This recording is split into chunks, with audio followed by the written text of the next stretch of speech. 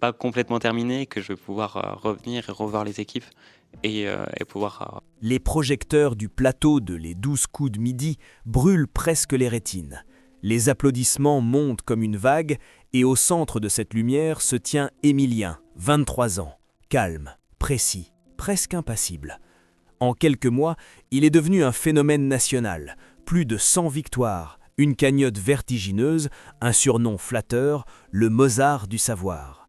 Chaque réponse juste renforce le mythe, chaque émission élargit son audience et peu à peu, le jeune étudiant disparaît derrière l'image qu'on projette sur lui. Car pendant que la France l'admire, une autre mécanique s'enclenche, plus silencieuse, plus insidieuse, celle des regards qui ne lâchent plus prise, des attentes qui s'accumulent, des écrans qui observent sans relâche. À quel moment la reconnaissance devient-elle une pression ? Et que reste-t-il d'un homme lorsque sa lumière commence à l'aveugler ? Au départ, rien ne semblait annoncer une telle déferlante. Émilien n'était qu'un étudiant passionné d'histoire, méthodique, discret, presque effacé. Lorsqu'il s'assied pour la première fois sur le plateau de Les 12 coups de midi, diffusé sur TF1, il n'a pas l'allure d'une future icône médiatique. Il répond avec précision, sans emphase. Il sourit peu, ne cherche ni la formule brillante, ni le moment viral. Pourtant, émission après émission, quelque chose se produit. Sa mémoire impressionne, sa concentration fascine, son calme rassure. Les victoires s'enchaînent et avec elles, l'audience grimpe. Très vite, la narration change. Il ne s'agit plus d'un simple candidat performant, mais d'un phénomène. Les médias reprennent les chiffres, le nombre de participations, le montant de la cagnotte, la régularité presque déroutante de ses performances. Sur les réseaux sociaux, on partage ses réponses comme des exploits sportifs. Certains parlent de génie, d'autres le décrivent comme l'incarnation d'une jeunesse studieuse, appliquée, méritante. À 23 ans, il devient malgré lui un symbole. C'est ici que la pression commence, subtilement. Car plus il gagne, plus l'attente grandit. Chaque nouvelle émission n'est plus seulement un jeu, elle devient un test. Peut-il continuer ? Va-t-il tomber ? L'erreur, autrefois anodine, prend soudain une dimension dramatique. Une hésitation n'est plus un simple doute, elle devient un moment disséqué, commenté, analysé. L'opinion publique, bienveillante au départ, se transforme en spectatrice exigeante. Dans les jours qui suivent ses premières grandes victoires, son quotidien change, imperceptiblement. On le reconnaît dans la rue, des inconnus l'interpellent, le félicitent, parfois lui posent des questions comme s'il leur appartenait un peu. Les regards s'attardent, les téléphones se lèvent. Rien d'agressif, en apparence, mais cette répétition, jour après jour, modifie le rapport au monde. Il n'est plus anonyme. Les propositions commencent à affluer, interviews, invitations sur d'autres plateaux, sollicitations éditoriales. On imagine déjà un livre, une tournée de conférences, peut-être même une carrière médiatique. Son nom circule, son image se construit. Toujours la même, sérieux, brillant, irréprochable. Une image lisse, presque idéale. Mais derrière cette perfection médiatique, une question s'installe. A-t-il vraiment choisi cela ? La célébrité, surtout lorsqu'elle surgit brutalement, ne laisse pas le temps d'apprendre à la gérer. Elle impose un rythme, un regard constant, une exposition permanente. Chaque sortie devient potentiellement photographiée, chaque détail peut être interprété. L'étudiant concentré devient une figure publique dont on scrute les gestes, les silences, les expressions. Il commence alors à mesurer l'écart entre ce qu'il est et ce que l'on projette sur lui. À la télévision, il est le prodige. Dans la vie réelle, il reste un jeune homme qui doute, qui se trompe, qui fatigue. Or, le public n'aime pas les fissures dans les mythes. Il préfère la continuité, la constance, l'excellence sans faille. Les premières fissures ne sont pas spectaculaires, elles ne font pas la une des journaux. Elles se logent dans des instants minuscules. Une promenade écourtée parce qu'on se sent observé, un repas où l'on choisit une table au fond pour éviter les regards, une hésitation avant d'ouvrir les réseaux sociaux. Rien de dramatique, et pourtant, une tension diffuse s'installe. Plus les victoires s'accumulent, plus la sortie semble impossible. Comment partir quand tout le monde vous pousse à rester? Comment refuser quand on vous explique que ce serait dommage de ne pas profiter de l'opportunité? À force d'être présenté comme un exemple, un modèle, presque une fierté nationale, le droit à la normalité s'amenuise. Il comprend alors que la lumière ne se contente pas d'éclairer, elle expose, elle fige, elle attend. Et dans cette attente collective, il devient difficile d'exister en dehors du rôle attribué. La montée a été rapide, presque vertigineuse, mais derrière l'ascension, une autre réalité se dessine, celle d'un jeune homme qui découvre que la reconnaissance peut être une forme d'emprise, non pas violente, non pas spectaculaire, mais constante. Et si la vraie épreuve ne se trouvait pas dans les questions posées sur le plateau, mais dans celles, plus silencieuses, qui commencent à naître en lui? À mesure que les victoires s'accumulent, Émilien cesse progressivement d'être seulement un candidat performant de Les 12 coups du Midi. Il devient une histoire. Et toute histoire médiatique finit par être simplifiée. On retient quelques traits, la jeunesse, l'intelligence, la modestie. On façonne un portrait rassurant, le génie accessible, le premier de la classe sympathique, une figure presque idéale, sans aspérité. Les émissions mettent en avant son calme, les articles soulignent sa régularité, les chiffres deviennent des arguments narratifs. Tant de participation, tant de gains, tant de réponses exactes, l'exception devient norme. Et plus cette image se consolide, plus elle se rigidifie. Le public ne voit plus un individu en évolution, mais un personnage cohérent, constant, fiable. C'est là que l'étau commence à se resserrer sans bruit. Car une image, une fois construite, réclame d'être entretenue. Chaque apparition doit confirmer le mythe, chaque réponse doit prolonger la légende. Le moindre doute, la moindre erreur risquerait d'introduire une fissure dans cette représentation collective. Or, la télévision aime les trajectoires claires, l'ascension, la domination, puis la chute spectaculaire. Tant qu'il gagne, il reste héros, mais s'il venait à faillir. Cette possibilité, même implicite, plane comme une ombre. Sur les réseaux sociaux, les commentaires se multiplient, d'abord admiratifs, parfois admiratifs à l'excès, on le compare à des figures intellectuelles, on analyse ses stratégies, on dissèque ses hésitations. Certains s'interrogent déjà, jusqu'où ira-t-il? D'autres anticipent sa défaite, comme on attend le retournement d'un scénario trop parfait. La fascination et l'impatience cohabitent. Dans cet environnement, l'intimité se fragilise. Les informations personnelles, autrefois anodines, deviennent matière à curiosité. Où vit-il? Avec qui sort-il? Comment gère-t-il son argent? Rien de véritablement scandaleux, rien d'ouvertement agressif, mais une attention constante, presque intrusive, qui transforme chaque détail en sujet potentiel. Lui, de son côté, continue d'apparaître égal à lui-même, poli, mesuré, concentré. À l'écran, rien ne trahit la pression. Pourtant, derrière cette maîtrise, une réalité plus subtile s'installe, celle de la vigilance permanente. Il faut surveiller ses mots, choisir ses silences, éviter les interprétations hâtives, ne pas décevoir, ne pas lasser, ne pas trop en dire. Progressivement, il découvre que la notoriété ne se limite pas aux moments diffusés, elle s'étend aux coulisses, aux déplacements, aux instants ordinaires. Être reconnu dans la rue n'est pas en soi un drame, mais être reconnu partout, tout le temps, finit par altérer la sensation d'espace.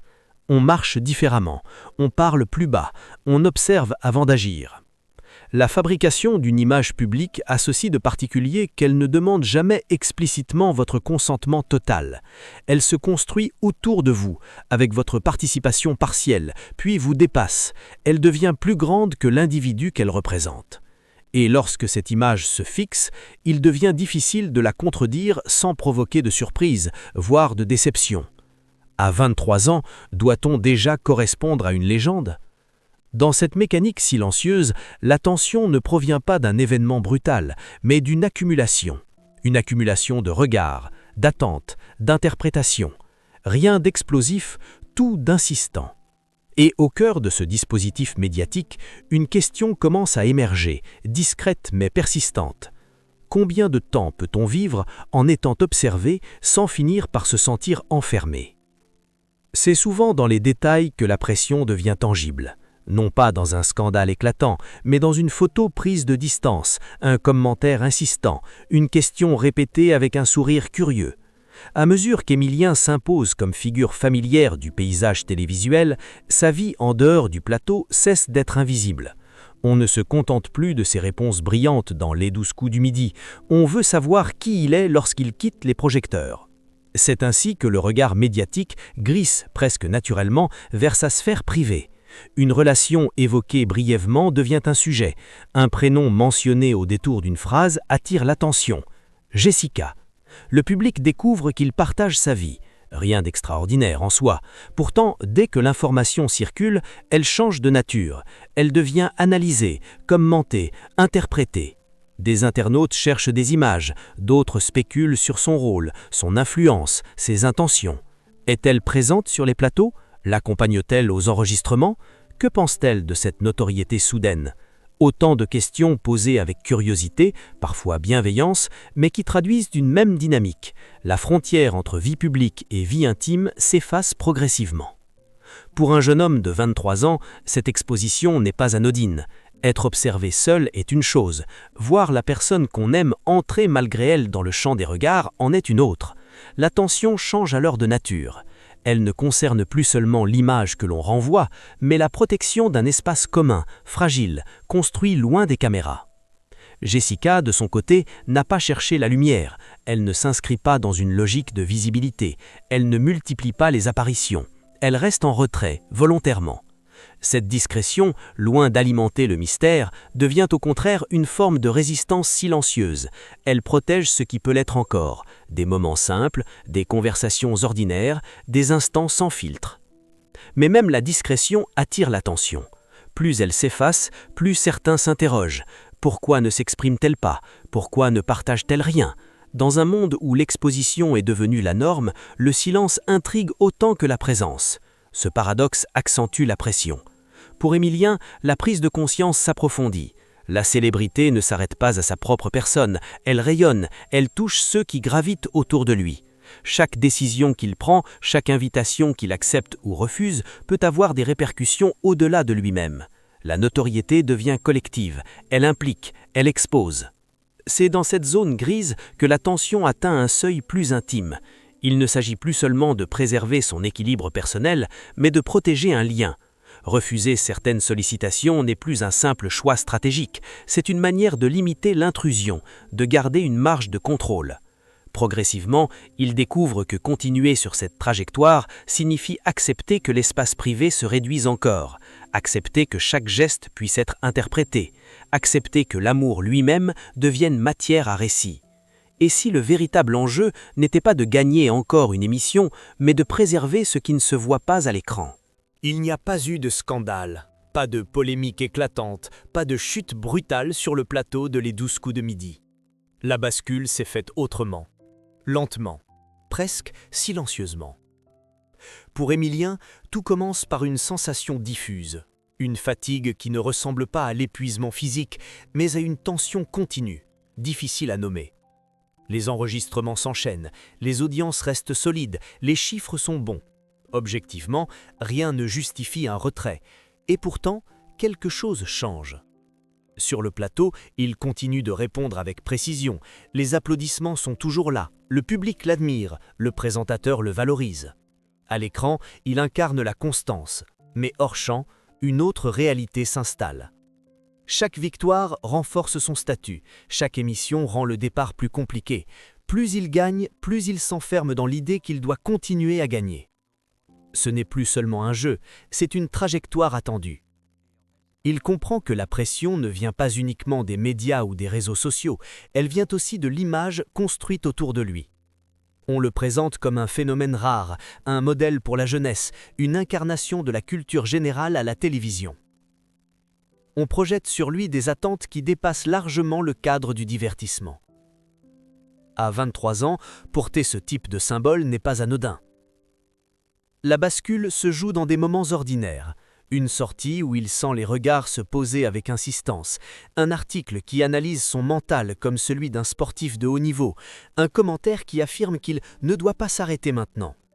Rien d'agressif, rien de violent, mais une accumulation qui transforme la reconnaissance en responsabilité.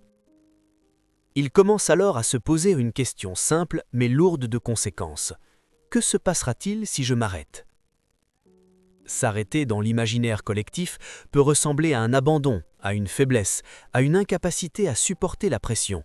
Or, il ne se sent ni faible ni dépassé, il se sent lucide. Lucide face à un mécanisme qui dépasse la simple compétition, lucide face au fait que sa notoriété ne lui appartient déjà plus entièrement. Il observe aussi la manière dont les récits médiatiques fonctionnent. Tant qu'il gagne, il est célébré. Le jour où il perdra, le ton changera. L'histoire deviendra différente. On parlera de fin de règne, de retour à la réalité, peut-être même de pression trop forte. Il sait que le cycle est inévitable. Toute ascension médiatique appelle un dénouement. La question n'est donc plus de savoir s'il va tomber, mais quand et surtout dans quelles conditions. Dans ce contexte, continuer indéfiniment revient à laisser d'autres décider du moment de la chute. Partir volontairement, au contraire, signifie reprendre le contrôle du récit.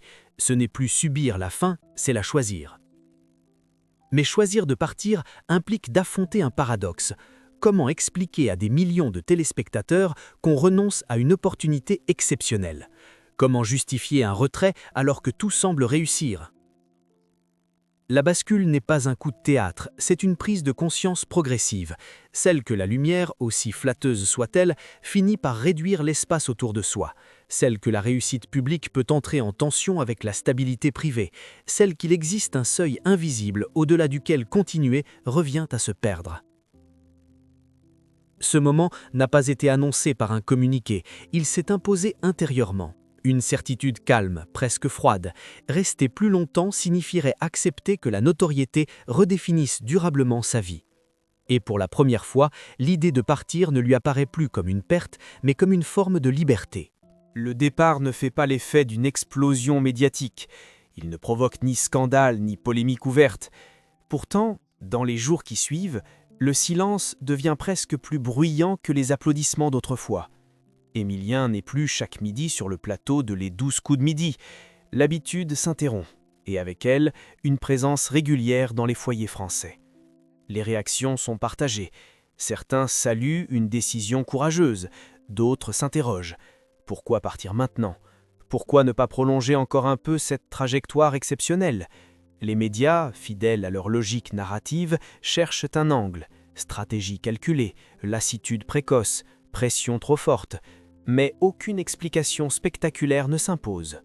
Lui choisit la retenue. Pas de tournée médiatique pour expliquer son choix, pas de mise en scène dramatique. Il remercie, simplement. Il clôt un chapitre sans chercher à l'étirer. Ce refus de surinterprétation devient en soi un message. Il ne veut pas transformer son départ en nouvel événement. Dans cette transition, l'attention ne disparaît pas immédiatement, elle change de forme. Il faut réapprendre l'ordinaire. Sortir sans anticiper les regards, réduire l'attention portée aux réseaux sociaux, accepter que l'image publique continue quelque temps à circuler, à être commentée, même en son absence. Mais peu à peu, l'espace se réouvre. Revenir à des études, à des bibliothèques silencieuses, à des discussions académiques, n'a rien d'un retour en arrière. C'est un déplacement. Là où la télévision exigeait une performance visible et instantanée, le monde universitaire valorise la durée, la réflexion, la nuance. Le rythme ralentit, l'exposition diminue. Ce changement ne signifie pas que la notoriété s'efface totalement, elle subsiste comme une trace. On le reconnaît encore parfois, on évoque son parcours, mais la fréquence baisse, l'attention permanente se dissout progressivement. Ce moment marque une réappropriation du temps. Sur un plateau télévisé, le temps est structuré par la production, les audiences, les tournages. Hors de ce cadre, il redevient modulable. Il peut choisir ses priorités, orienter ses journées selon ses projets, non selon un calendrier médiatique. Cette reconquête n'est pas spectaculaire, elle est discrète, Elle se joue dans des gestes simples, accepter un anonymat relatif, refuser certaines sollicitations persistantes, tracer une limite claire entre ce qui relève du passé médiatique et ce qui constitue désormais son présent. Il ne nie pas l'expérience vécue, il ne la renie pas non plus, mais il la replace à sa juste place, un épisode marquant, non une définition permanente. Dans ce repositionnement, une conviction s'affirme. La réussite ne se mesure pas uniquement à la visibilité, elle peut se mesurer à la cohérence entre ses choix et ses valeurs. En quittant l'exposition maximale au moment où elle était la plus forte, il redéfinit son rapport au succès. La lumière n'a pas été éteinte brutalement, elle a été laissée derrière lui, volontairement. Cette nouvelle phase ne consiste pas à disparaître, mais à s'ancrer autrement.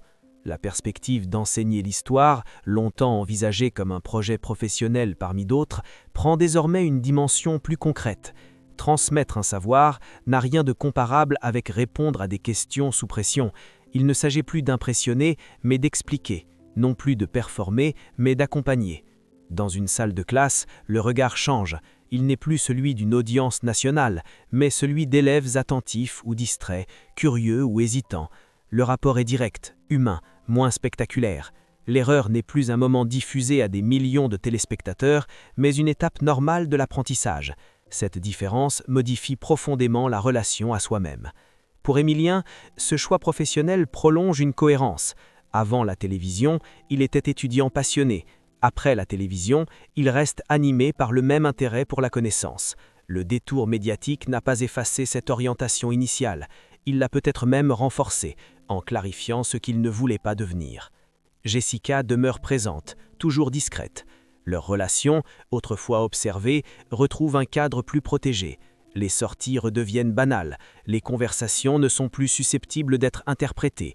L'attention médiatique se détourne progressivement. Ce retour à une forme de normalité ne signifie pas l'oubli, mais l'équilibre. Dans cette stabilité retrouvée, une question subsiste toutefois. La société accepte-t-elle réellement qu'on renonce à la célébrité ? Dans un contexte où la visibilité est souvent perçue comme un capital à exploiter, le retrait volontaire peut sembler incompréhensible. Pourtant, c'est précisément ce retrait qui distingue sa trajectoire. Il aurait pu transformer son parcours en marque personnelle, multiplier les collaborations, prolonger sa présence à l'écran. Il choisit au contraire de limiter l'exposition, de préserver un espace intime, de construire un avenir qui ne dépend pas de l'audience. Ce choix ne condamne pas la notoriété, il en révèle les limites. Il montre qu'elle peut être une étape, non une finalité. Il rappelle qu'une trajectoire réussie n'est pas nécessairement celle qui maximise la visibilité, mais celle qui maintient une cohérence intérieure. Dans cette perspective, le départ n'apparaît plus comme une rupture, mais comme une continuité, une fidélité à soi-même plutôt qu'une réaction à la pression, une manière d'affirmer que l'on peut connaître la lumière sans s'y attacher définitivement. Dans une époque où la visibilité est devenue une monnaie sociale, le choix du retrait intrigue presque autant que l'ascension elle-même. Émilien n'a pas quitté la lumière à la suite d'un scandale, d'un échec ou d'un conflit public. Il est parti alors que tout fonctionnait encore. C'est précisément cette absence de drame qui rend sa décision singulière. La société contemporaine valorise l'expansion continue. Plus d'audience, plus d'abonnés, plus d'opportunités. La logique dominante suggère qu'il faut exploiter chaque instant de notoriété avant qu'il ne disparaisse. Dans ce cadre, renoncer volontairement à une exposition nationale apparaît presque contre-intuitif. Pourquoi ne pas transformer la reconnaissance en capital durable ? Pourquoi ne pas prolonger la visibilité tant qu'elle est disponible ? La réponse ne tient pas dans un rejet de la réussite, mais dans une redéfinition de celle-ci. Le parcours télévisuel dans les 12 coups de midi a démontré une capacité exceptionnelle de concentration, de mémoire et de régularité. Mais ces qualités ne sont pas exclusivement médiatiques. Elles peuvent s'inscrire dans d'autres contextes, moins exposés, plus durables. Enseigner l'histoire, approfondir un savoir, transmettre des méthodes de réflexion, ces activités exigent une forme d'excellence différente, plus silencieuse. Le retrait devient alors un geste révélateur. Il met en évidence une tension centrale de notre époque, la confusion fréquente entre visibilité et valeur. Être vu ne signifie pas nécessairement être accompli. Être admiré ne garantit pas une cohérence intérieure. À 23 ans, choisir de limiter l'exposition revient à affirmer que la construction de soi ne doit pas dépendre exclusivement du regard collectif. Ce positionnement n'est ni moralisateur ni accusateur. Il n'attaque pas le système médiatique, il en reconnaît simplement les règles. La télévision produit des récits, elle amplifie des trajectoires, elle crée des figures symboliques. Mais elle fonctionne selon un rythme propre, souvent incompatible avec la lenteur nécessaire à une maturation personnelle. En quittant ce rythme, Émilien ne nie pas l'expérience vécue, elle la replace dans une chronologie plus large. Le succès télévisuel devient un chapitre, non une définition permanente. Ce déplacement est subtil, mais décisif. Il rappelle que l'identité ne doit pas se réduire à une performance ponctuelle, même spectaculaire. Son choix met également en lumière un aspect rarement évoqué, la difficulté à sortir d'un récit médiatique une fois qu'on y est entré. Le public s'attache aux figures qu'il voit régulièrement, il développe une familiarité, il attend une continuité. Interrompre cette présence peut provoquer une forme de frustration collective. Pourtant, cette frustration ne suffit pas à justifier un maintien artificiel dans la lumière. Le retrait interroge ainsi la responsabilité individuelle face aux attentes collectives. Jusqu'où doit-on répondre aux projections des autres ? À partir de quel moment devient-il légitime de privilégier une cohérence personnelle plutôt qu'une satisfaction publique ? Dans ce cas précis, la réponse ne prend pas la forme d'un discours revendicatif. Elle se manifeste dans la simplicité d'un choix professionnel. Revenir à l'enseignement, accepter une reconnaissance plus discrète, construire une carrière hors des caméras, ces décisions témoignent d'une hiérarchie claire des priorités. Elles rappellent aussi que la célébrité n'est pas une trajectoire unique. Elle peut être temporaire, elle peut être intégrée puis dépassée. Elle n'oblige pas nécessairement à une exposition croissante.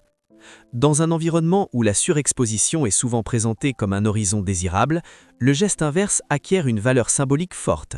Il suggère qu'il existe d'autres formes de réussite, d'autres rythmes, d'autres manières d'habiter sa propre histoire. Ce choix ne garantit pas l'absence totale d'attention. Le nom reste associé à un record, les images circulent encore, mais l'intensité diminue. Et dans cette diminution se trouve peut-être l'espace nécessaire pour construire autre chose. En définitive, la trajectoire d'Émilien ne se résume pas ni à ses victoires télévisuelles, ni à son départ. Elle illustre un moment de lucidité dans un système qui valorise la continuité de l'exposition. Elle montre qu'il est possible d'entrer dans la lumière sans s'y laisser absorber entièrement. Et dans cette capacité à sortir du cadre avant qu'il ne devienne définitif, se dessine peut-être la véritable singularité de son parcours. Il ne reste pas un scandale, il ne reste pas une chute spectaculaire, il ne reste pas une polémique à disséquer. Il reste un choix. Lorsqu'Émilien quitte le plateau de Les 12 coups de midi, la lumière ne s'éteint pas brutalement. Elle continue ailleurs, sur d'autres candidats, d'autres histoires. La télévision poursuit son rythme. Le public découvre de nouveaux visages. Le cycle médiatique ne s'arrête jamais. Mais pour lui, quelque chose s'est déplacé. Ce déplacement ne se mesure pas en audience ni en montant remporté. Il se mesure dans la manière dont il habite désormais son quotidien. Une salle de classe, un tableau, des élèves qui lèvent la main non pour célébrer une performance, mais pour comprendre une idée. Ici, l'erreur n'est pas un moment diffusé à grande échelle, elle devient un outil d'apprentissage. Ici, la valeur ne dépend pas d'un record, mais d'une transmission. Ce contraste révèle une tension centrale de notre époque. Nous célébrons l'exposition, mais nous oublions souvent le prix qu'elle exige. Nous admirons les trajectoires visibles, mais nous interrogeons rarement la fatigue invisible qu'elles impliquent. Dans ce contexte, choisir la discrétion n'est pas un repli, c'est une affirmation. L'histoire d'Émilien ne cherche pas à condamner la célébrité, elle ne glorifie pas non plus le retrait comme une vertu universelle. Elle met en lumière une possibilité, celle de décider du moment où l'on quitte la scène, celle de ne pas laisser la logique médiatique définir l'ensemble d'une vie. À 23 ans, il aurait pu capitaliser sur son image, multiplier les opportunités, transformer son nom en marque. Il a préféré limiter l'empreinte publique pour préserver une cohérence intime. Ce geste discret en apparence prend une dimension symbolique dans une société où la visibilité est souvent confondue avec l'accomplissement. Peut-on être considéré comme réussi sans chercher à prolonger la lumière ? Peut-on refuser l'expansion permanente sans être perçu comme ingrat ou frileux ? Et surtout, Avons-nous encore la capacité collective d'accepter qu'un succès soit temporaire? La trajectoire d'Émilien laisse ces questions ouvertes. Peut-être que son véritable record ne réside pas dans le nombre de victoires accumulées.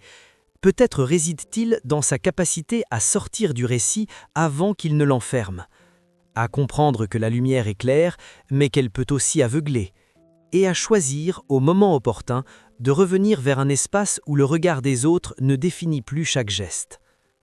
Lorsque la lumière s'éteint, il reste l'essentiel, la possibilité d'être soi-même, hors cadre, hors attente. Et dans cette possibilité se joue peut-être la forme la plus exigeante de liberté.